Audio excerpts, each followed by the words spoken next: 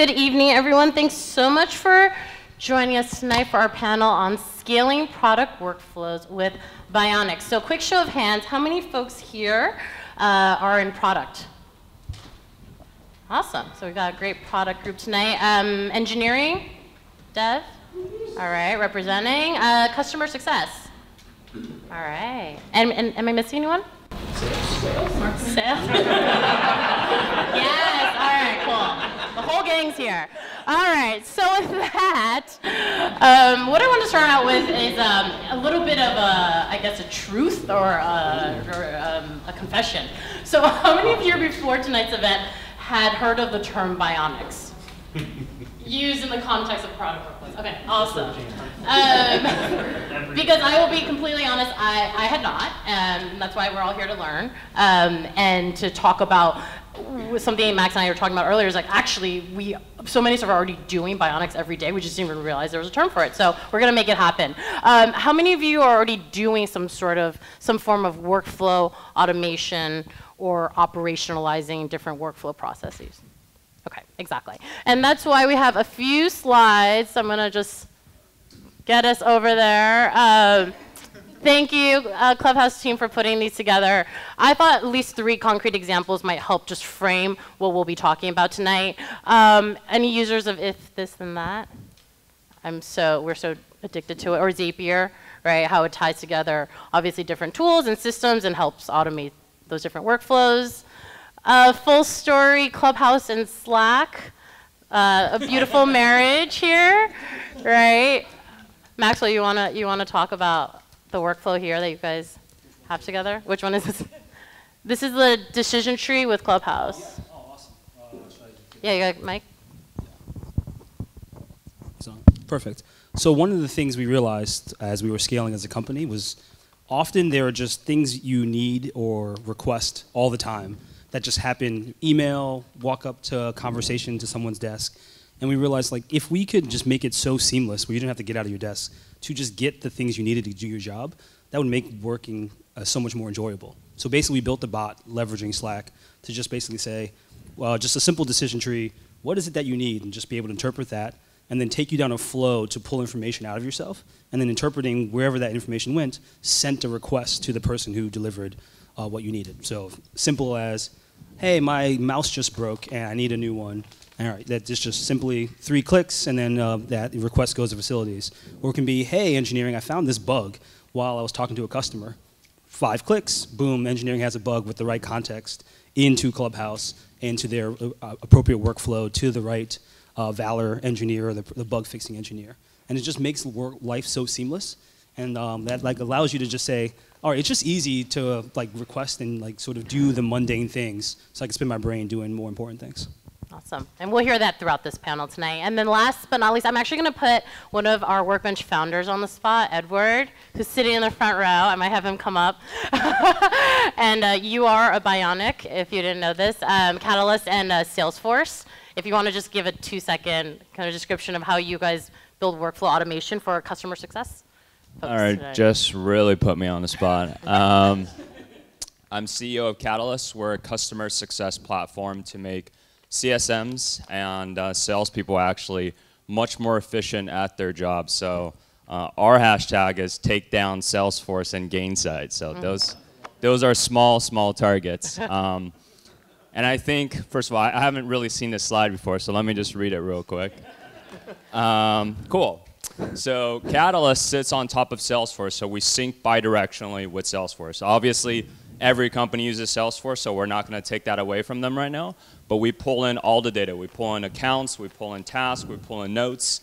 And anything you do on Catalyst syncs back to Salesforce because we don't want to disrupt that workflow.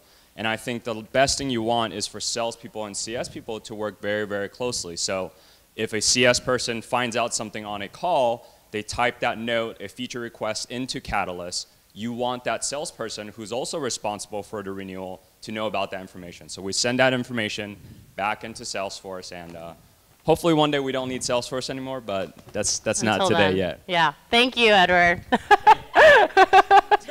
Appreciate it. Awesome. So with that, the goal for tonight really is for each of you, to, regardless of what function you're in, again, because clearly all of these tools tie into each other, is to walk away with 2 to 3 concrete ideas and around tooling, and whether it's tips and hacks and strategies that make your product workflow easier. So with that, it wouldn't be a Workbench event without our signature icebreaker. So we always do this for all the events that we host here at Workbench. We'll go down the line, name, company, your role. And I mean, this is such a layup, right? Bionics clearly sounds like superpower. So what is your superpower? I'll kick off. My name is Jessica Lynn. I'm a co-founder and a general partner here at Workbench. We are an enterprise VC fund. We invest in enterprise startups throughout the country. Our mantra is really that great things happen at the intersection of suits and hoodies. So we hang all day with great startups and also great Fortune 500 execs and customers. And my superpower is knowing random lyrics to every song before 2001, which is literally not useful for any part of my day-to-day life, but pretty good for Workbench karaoke. Max? Hi, I'm Mark.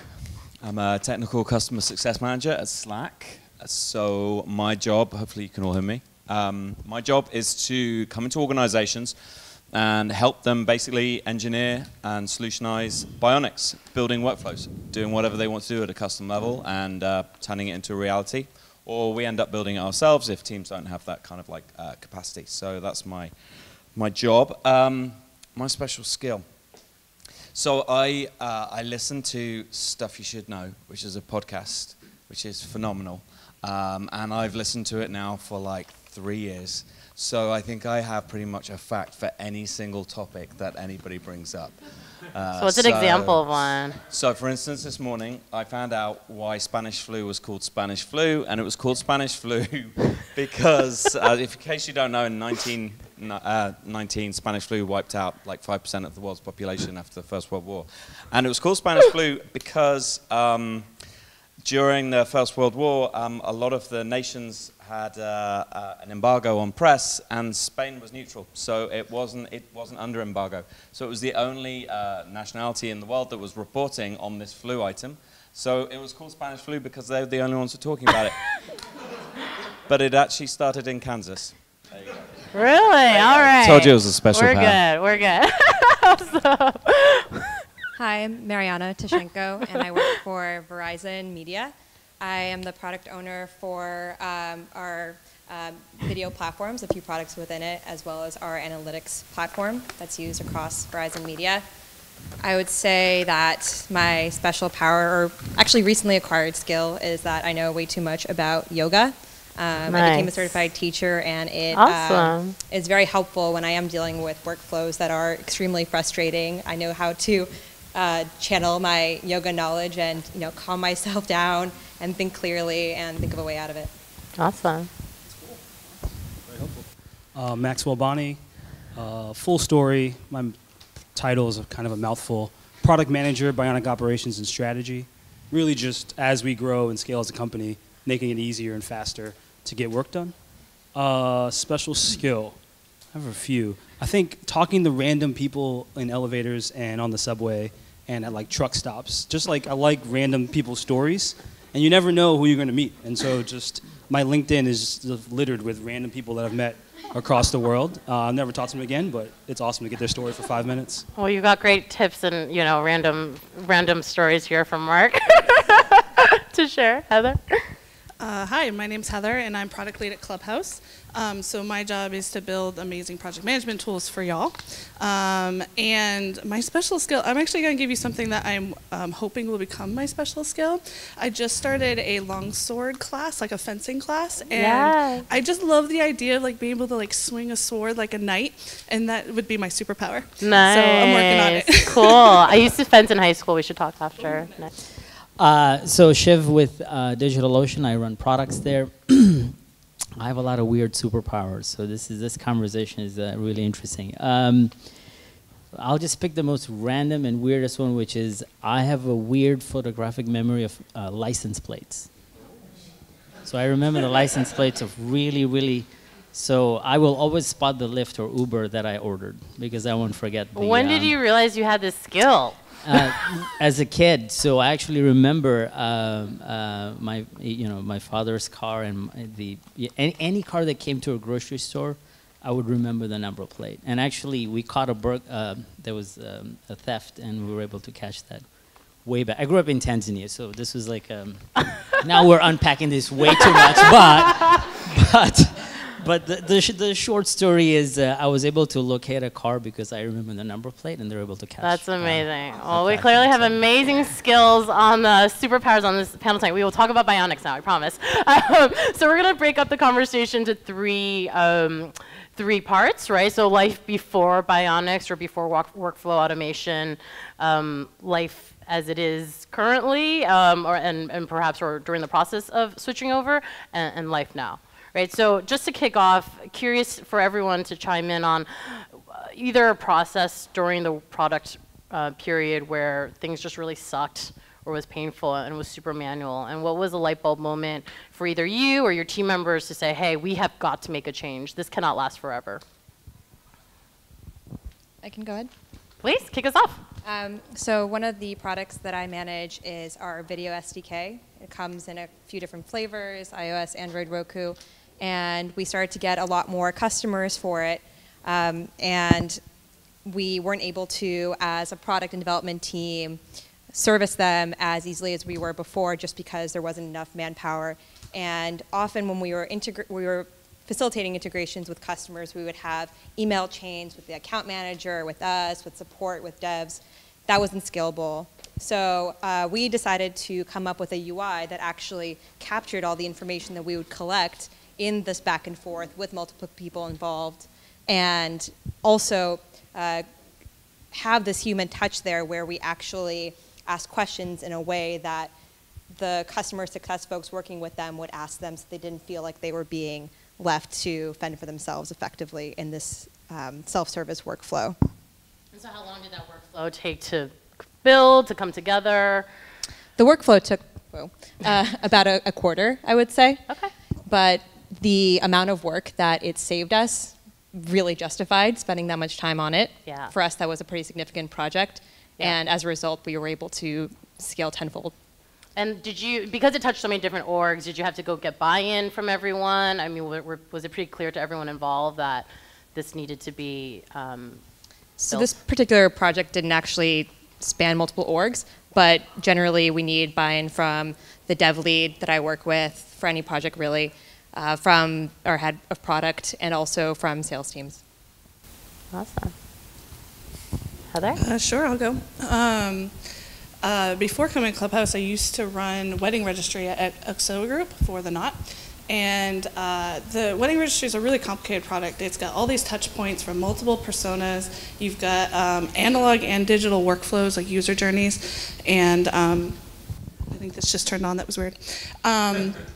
And basically, you know, you've got all these, because of all these touch points, and you have different kinds of issues that come up. And some of them are super specific to a very specific registry, and some of them are super specific to a integration that you have with a retailer or another partner. And some of them are just about your own product, right? And so we were getting customer service inquiries that were coming in from Slack, email, you know, whatever tools you're using, in person if they could get you, right? So, you know, our product managers were spending massive amounts of time just answering status update questions. The customer service wasn't happy, they couldn't get back to the customer in time, and it was just incredibly painful. And the light bulb moment was really doing a calendar review and looking at all the different meetings we had with customer service and the time being spent just answering emails and Slack messages.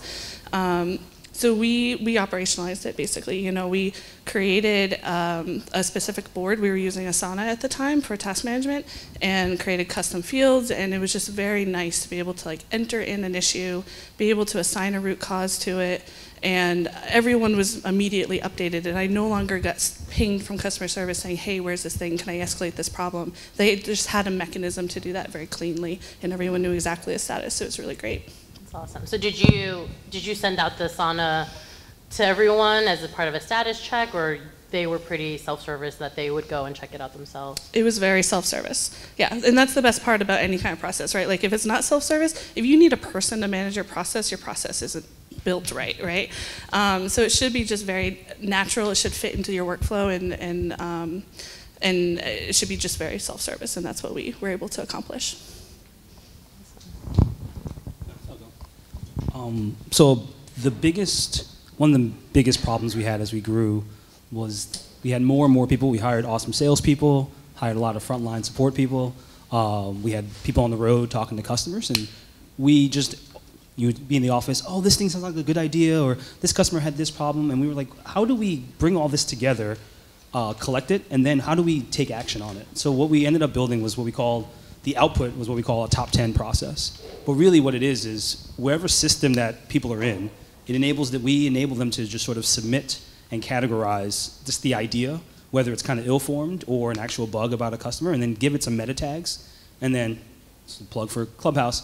We have an epic in Clubhouse called Top 10 that just has a way for us to sort of aggregate and then count all the different pain points, like see the natural patterns. So whether you're in Slack or whether you're in Zendesk talking to a customer, or if you're in Slack and you're on the phone with a customer, or you're in Zendesk talking to, working on a ticket, you can just submit it into Clubhouse with these meta tags, and we'll see these natural patterns of things that are breaking, and then that'll sort of be the sort of, okay, this is the thing to prioritize to go fix next. And then we add on top of that a way for people to vote.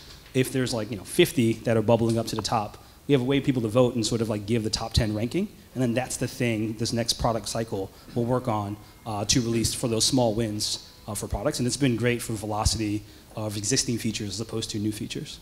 And so did this require developer time to build this, right? Like I'm always interested in, hey, we obviously have these ideas for workflow improvements, but then it requires some developer or some other resource, right? And making the case for that, right? And getting that prioritization. Correct. Yeah, so basically there's one way. We measure loosely the opportunity cost of not iterating on current products, right? So if you can just say we have a lot of our business is 40% self-service, 60% sales, a lot of self-service customers. If we are not iterating on what they currently love, they're going to go on churn and go spend their money with somebody else. Yeah. So we just came up with a loose thing for opportunity cost for not iterating on customer feedback, and then said, what's that worth? If it's worth $50,000 a year, can I spend 20 hours of engineering time to just pull some back-end code to build this Slack bot that just takes this ill-formed sort of, okay, how do we think about feedback into a structure? And then that structure, then just everything that comes through it has these meta tags that allows us to sort of bubble up the different pain points for customers. Cool. Yeah. Maybe that's a good transition to Slack then. Oh, right, because it's a little meta, right? So Slack, you guys obviously build Slack, use Slack. So I guess I'm going to give you a no-code solution. So when I joined Slack, one of the most amazing things I saw was how we use Slack inside Slack, and it's very, very different to how I'd used it at my previous company. I have an old colleague there. We used it in a very different way, and probably more of a traditional way. But one of the most amazing things I saw was how we supported a process of allowing people to basically pick up work within a channel by feeding requests into a channel and using emojis as a really, really simple way of people saying, I've got this, I'm working on this, I want to continue working on this, I've finished working on this. And then very simple processes we have to basically say, hey, this hasn't been picked up by anybody, does somebody want to work on this? Quite often we get the feedback of, introducing code into organizations that don't have time to build things, but that kind of process really blew my mind away in terms of how simple it was to just operationalize a very, very simple way of working. And also kind of philosophically change the way that we delegate work to people, this anti-pattern of saying, having one person micromanaging a team of 20 people, which doesn't scale, people don't feel like they can organize themselves. Yeah. And instead saying, hey, do you want to put your hands on this work and pick it up yourself? It's a really good way. So it's literally like a thumbs up, thumbs down emoji? Yep. Cool. Literally like that. Awesome. Cool. And Shiv, I'm going to ask you, have you ever seen an automation or workflow or Bionic that hasn't worked? Or not for what it was meant to work? That hasn't worked. Let's see, there's probably quite a few actually when we think about the products that we build. Yeah, I'll give you an example. We're a cloud company. We focus on lowering the sort of technical and economic barriers for anybody to build on the cloud. So We make it super easy. Anybody who has a credit card and $5 to spend can start spinning up cloud servers, right? Globally, by the way. So one of the things that we do where we said, oh, you know, the thing is, one of the things you have to do when you're scaling a company like that, we're 60% outside of the US, is that sometimes, you know, in the cloud there's a lot of bad actors, lots of hackers, lots of spammers, lots of DDoS attacks. So one of the very simple things we do is like, hey, we should verify if this is a good user, right? So you can do that via credit card, you know, pre-authorizations and stuff like that. But the other thing that we do is sometimes there are a lot of hackers, and if you had an account in DigitalOcean in let's say Hong Kong or Singapore, you know, and let's say somebody took over your account and hacked your account, has your password, whatever the case may be, and we see some suspicious activity, so we just ask for verification, right? Now, here's the thing that we do about verification. And this is true even today. You can actually search on social, so you can verify the story. Is that we ask people to say, hey, can you give me a national ID, passport ID, take a photo of your ID next to you, and email that to me? Okay. That works in some cases, but in a lot of cases, it's very, very annoying, right? And sometimes suspicious activity may not actually be suspicious activity because you're growing your business, you want to scale. Yeah. So there are other ways to do verification. And so one implementation we did in our trust and safety team, and by the way, this is a very common problem for cloud providers where there is fraud and account takeovers. This is not new. This is very common if you want to be a public cloud provider. And our intention was truly to say, we just want to verify who you are. And it's very common. We'll get, you know, social comments from all the way from Russia saying, seriously, you want me to put my Russian passport next to my face and email this to you for verification? So again, the intention was right, but at scale, it just doesn't work. And so there are other verification methods, and you can see this with the Airbnb app where you pre-verify yourself. And so those are the things we're implementing now.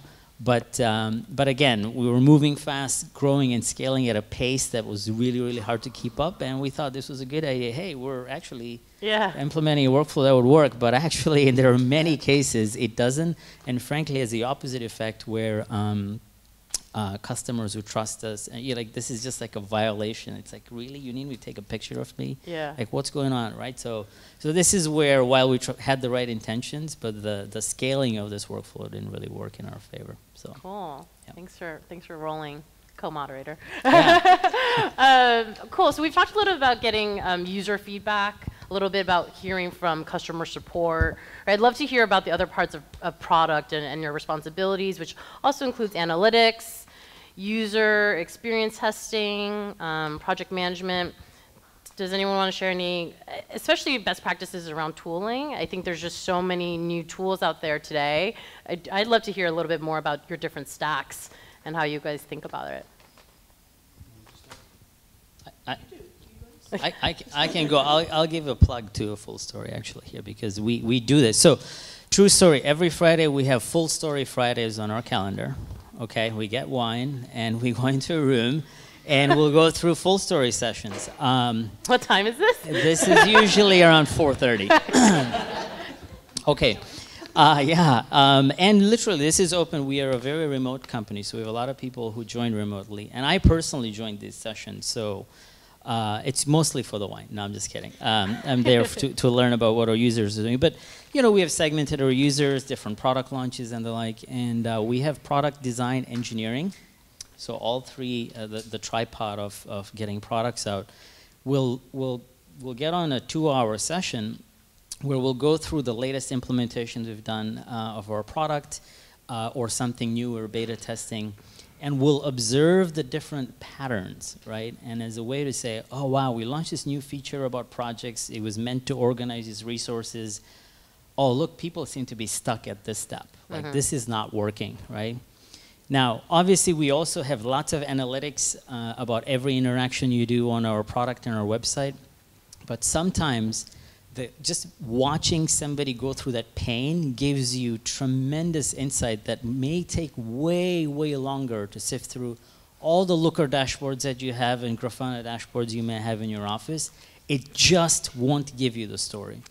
So this is a thing that we do religiously every Friday at the company. And it's an open invite, meaning we have engineers who join in from Denver who will literally just join the Hangout, and we'll be talking, and we watch all the sessions and see why is a user stuck, what are they trying to do, and we spot all types of things that are about our product that we don't get to see.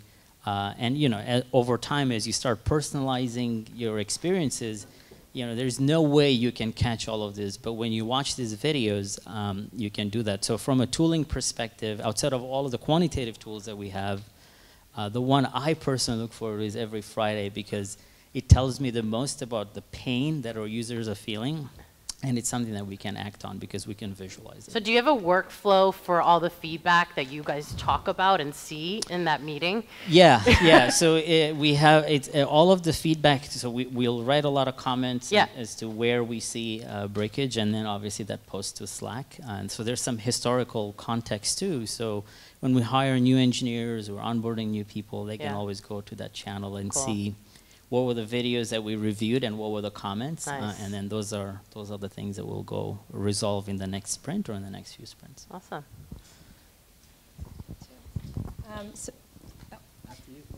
So to your point, I agree that actually watching users go through the flow, any particular flow, is so much more valuable than sending a survey or getting some sort of aggregate results. For the analytics platform that I work on, we are rolling it out across the company, and that means that we need buy-in from a lot of different organizations. And we get feedback through a customer intake process. Folks ping me sometimes on Slack, sometimes they submit a ticket, so I get that feedback, but it's hard to really understand the gravity of what people are expressing, especially if it's a multitude of things. You start to think of things as equivalent when they're not, and then you watch somebody for an hour go through a process, and sometimes it's so painful that you realize you need to take care of that thing right now, and you understand the critical nature of it compared to the other things. So even though it's not really scalable to touch as many users as you could with these 1 hour sessions, let's say, having even a few can really make a huge difference. So Max and Edward, earlier we were talking about a new feature request, a new feature idea, the customer hashtag. I feel like you gotta tell everyone about it. Yeah, so because it's totally gonna happen now. We're gonna make it happen. So essentially, right? So we use Fullstory on Fullstory, which so we get to understand deeply how our customers are using our product to help their customers. And often we'll have customers who know we use Fullstory to just say random things like, "Hey, so and so person, I know you're gonna see this. If you see this thing happen." We're like, why don't we just come up with come up with a custom hashtag that we give to our customers and just sort of say, when that thing happens, it triggers an event, right? We'll just read that thing on the client side and then just trigger an event in the client and then push an event into Fullstory, and then we'll get an alert that a customer had a problem, right? And it just empowers our customers to directly tell us they ran into an issue, right? And that's something we're definitely thinking about doing. Just hey, just hashtag this sucks, whatever, right? And then Fullstory's running on it, oh man, that thing really does suck. Thank you for telling us right away. And because oftentimes, one of the benefits of bionicizing, automating workflows is just really shortening the time between something happens and you taking an action on it. And so if I can have the customer directly tell me, when something was painful, when you, as opposed to filling out a support ticket, they can just go into a search box, say, hey, hashtag this sucks, then I just get a notification right away that, oh, this thing is broken, let me go fix it real quick. Cool. Can we talk about road mapping or task or project management, Heather? That wasn't what I had in mind. Well, say what you're going to say, and you can answer my question. Well, thank you for letting me do that. We all track with various events, things like conversion funnels and when people successfully do things, but I like to track errors. I like to track when things go wrong, and then it's nice. We actually met with our Fullstory rep yesterday, and so during that meeting, I kept thinking, oh wow, I can push a segment event when a submit button goes wrong into Fullstory, and then watch it go wrong and see why it went wrong. You don't always get rage clicks or anything like that when something goes wrong from a user, and they don't always email customer support and tell you. But if you know that an error happened and you're tracking it and you see a spike, you're like, oh crap, maybe something went wrong and we didn't know why, or maybe IE changed something and it broke all of your buttons or something. right? It's the worst. It's always the offender.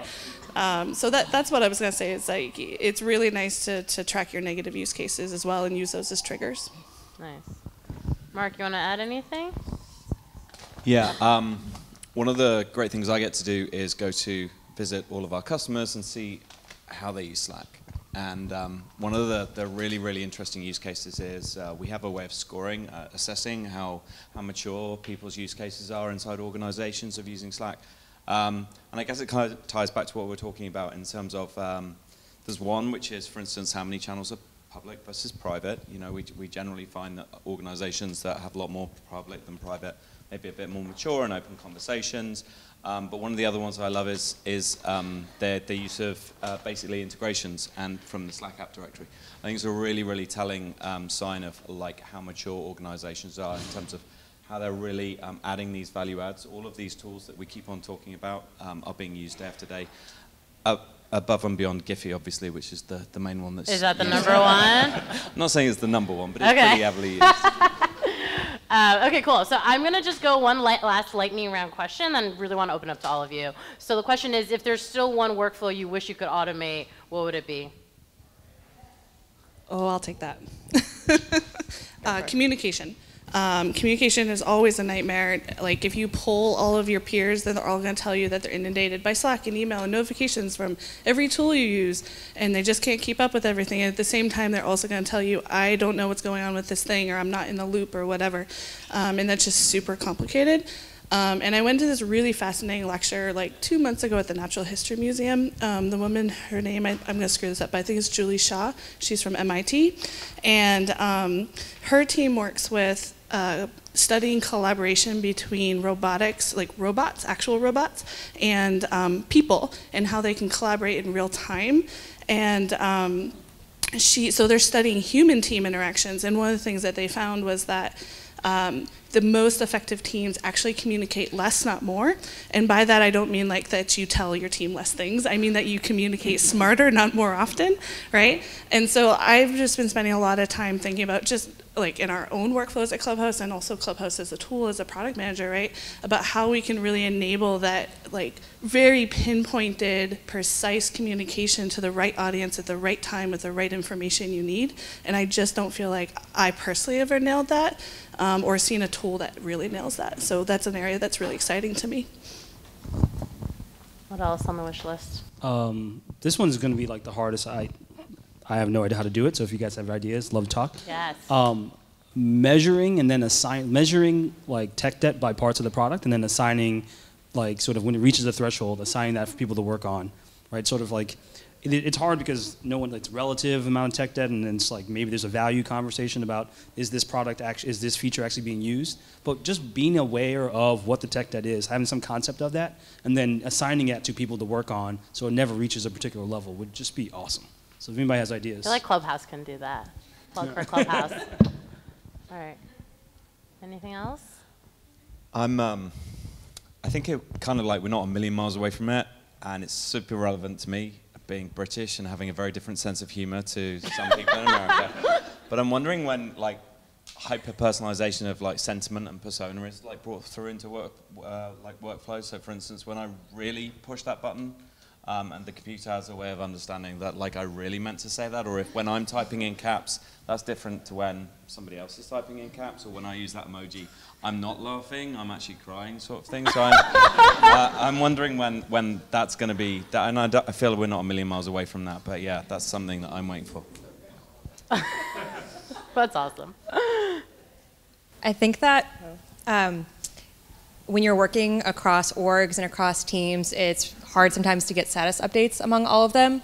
And sometimes I have to host meetings where half the meeting is asking people what the update is, and that's extremely frustrating, especially if you have to hold multiple of those. So having an automated way to ensure that people are often enough updating their statuses so people can actually spend more time figuring out what to do next would be amazing.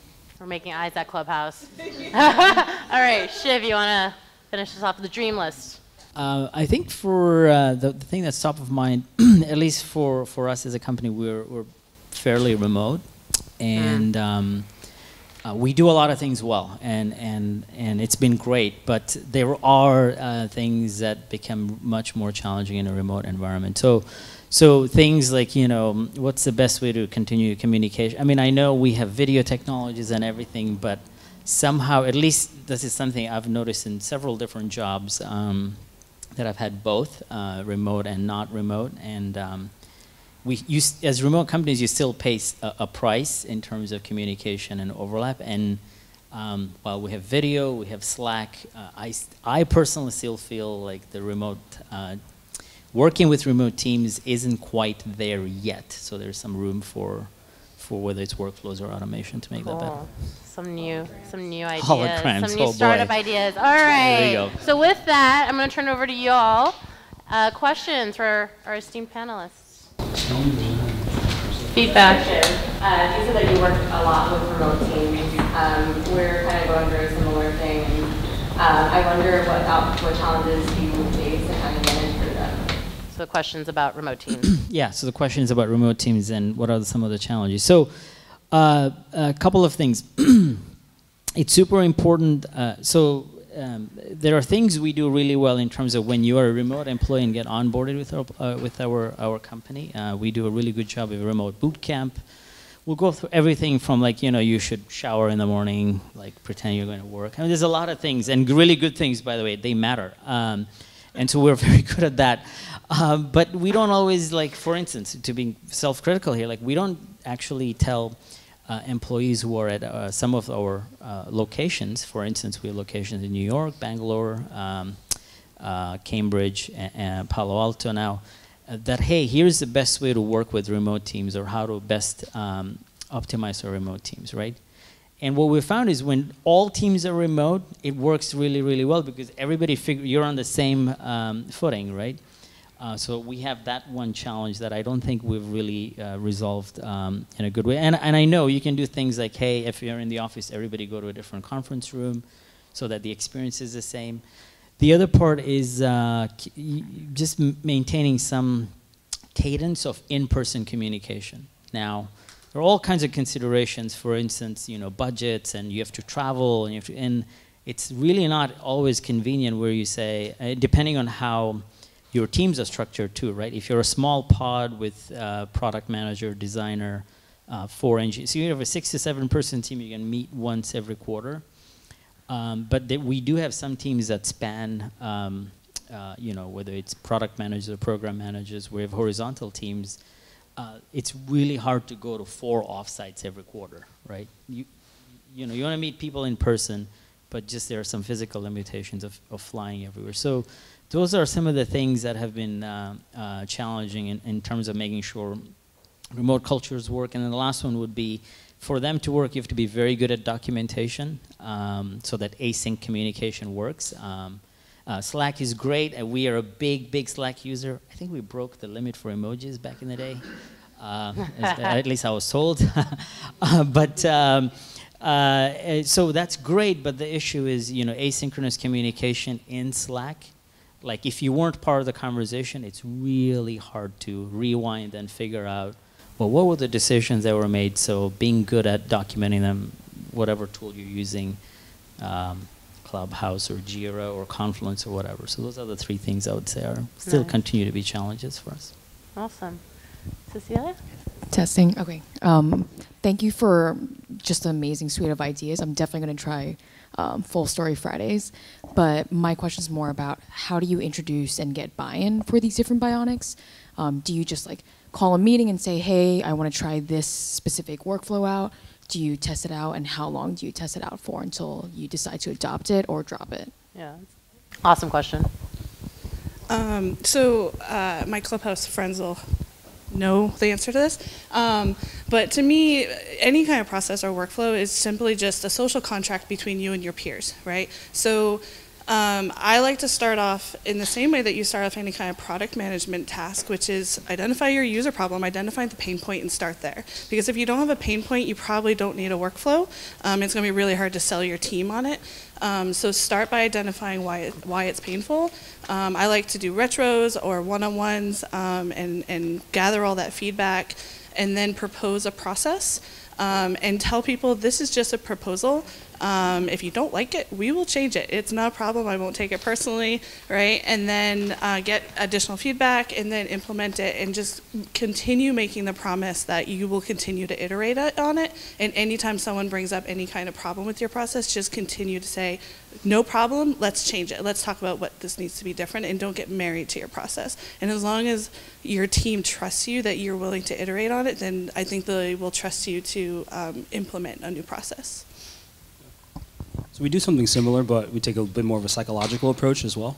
So we come up with, okay, this is what we think a POC of what it is, and then we'll get 3 or 4 stakeholders bought into it, and like let them run through it, and then they become our internal champions, where they talk about how much better this life is than whatever you were previously doing, and we call that like kind of like the pit of success. Like we don't stop designing until it's just so easy to do the new thing versus the old thing. It's so obvious, and then they help us sell it to everyone else. Because part of the issue is sometimes you can't measure what you don't know. So like sometimes you want to say, okay, if I measure it in time, then it's this amount of dollars given engineers and product manager to do this. It's not always that. Sometimes you're designing in white space. So sometimes it's really just getting people bought into it, and then they are your internal champions to say, this life is so much better than what we were doing, and then they help you get everyone else to buy in. Nice. I'd also say if you want to also make sure that the workflow sticks, it's important to not only get champions, but also folks who assume accountability and also do regular check-ins with those folks if that's something that you want to be a widely spread process.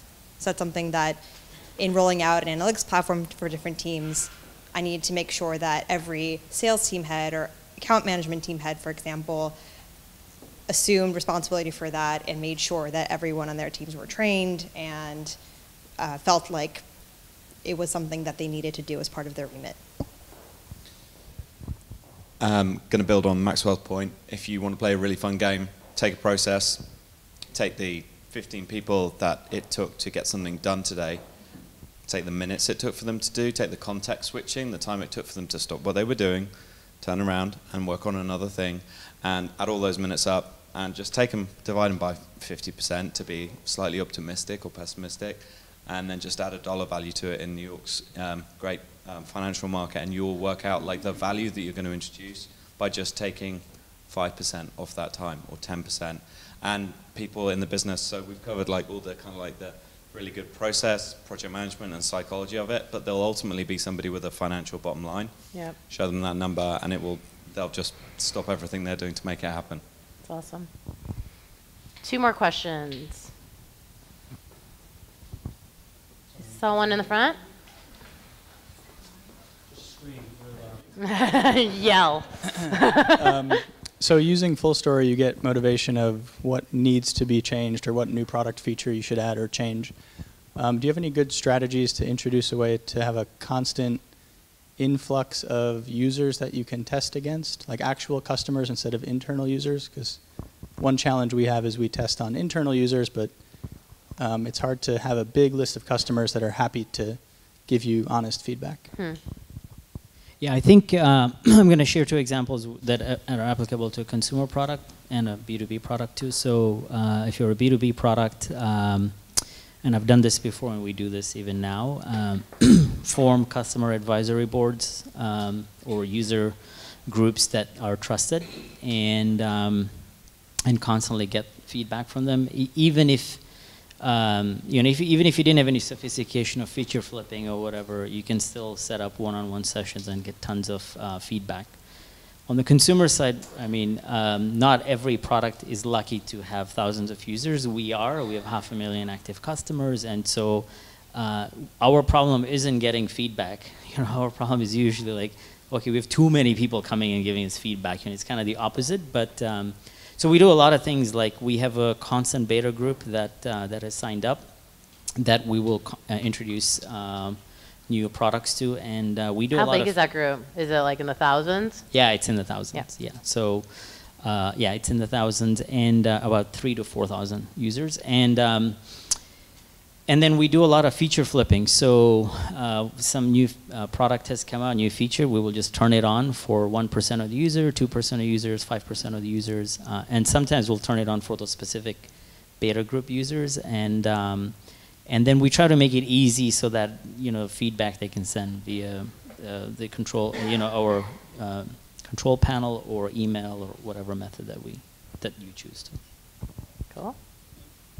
I'll answer it in two ways. One of the best ways we do is we just come up with a simple line item in our annual budget to sort of build the carrot for people who want to be engaged, whether that's money we spend to go to them or money we actually give them.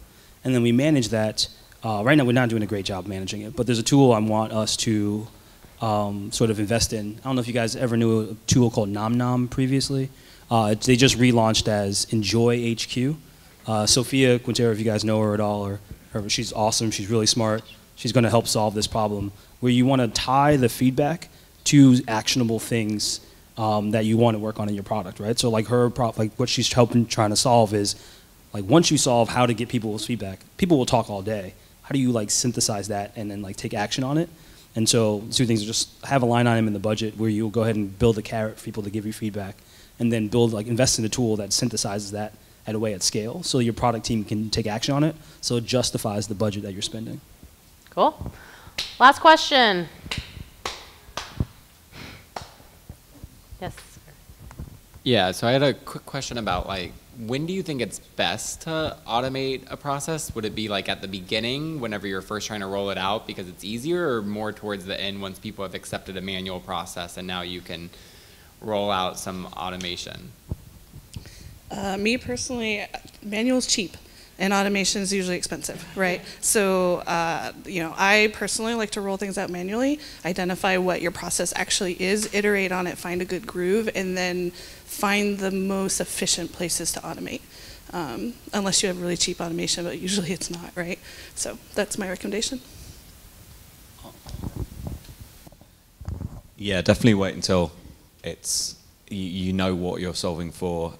If you're going to design a really good workflow that's kind of like solves for 90% of the audience, which you're never going to solve for 100%, that's inefficient. But for 90%, leave it out there for a while. You need to collect those use cases. I'd never try and do it off the back with like no experience. Yeah, I'd definitely let the manual process live for a little bit so that people really want it as well. That's important. I'll say something slightly more controversial. There are often times that if people don't know another way to do it, then the thing you design will be very successful. And so the flip side of taking time to manually design it is that you just have all these derivations of what you think good is. And often, like we use this term internally, literally pit of success. It's like if people will do the thing that is the least friction, and if you only give them one great option to do it, it's going to be successful because that's the only way for them to do it. And you're causing such a high hurdle for them to try to do it another way, it's just not worth it to them. So that takes like some deeper thought. But the easiest way is, okay, let me just look at all the tools in this ecosystem that actually these people interact with. What's a clever way to talk to them? Cheap things are Chrome extensions, right? If it's all SaaS tools, okay, if I can do this manually myself, what's a clever way that I can use on the client side to have this Chrome extension just make people press buttons to have things flow between the tools? And if that's the only way for people to actually get the outcome they desire, it's sometimes often worth it just not to do it manually and just roll it out to them. Awesome. So between the Spanish flu, the pit of success, holograms, I think we've covered it all. Hopefully you guys got some good ideas that you can try out tomorrow with your teams. A huge round of applause, please, to my awesome panelists. And here, I'm going to grab the mic back from you, Maxwell. And I think Mitch is going to close this out. Yeah. Well, thank you, everyone. I think you're good. Hello? Yep. Thanks, everyone, for attending. I just want to say quick thanks to Workbench for hosting this event. Quick round of applause for Workbench. Obviously, doing tremendous things for the New York tech community, which is so amazing to see continue to grow and spawn new startups in New York and just it's amazing to see all the momentum. So kudos to Workbench for helping drive that forward. And just again, quick thanks to Fullstory for helping to collaborating to throw this event together. Thank you to the Clubhouse team for organizing as well. Woo, woo, woo. So quick thanks to them, and thanks. Cool. Thank you, everyone.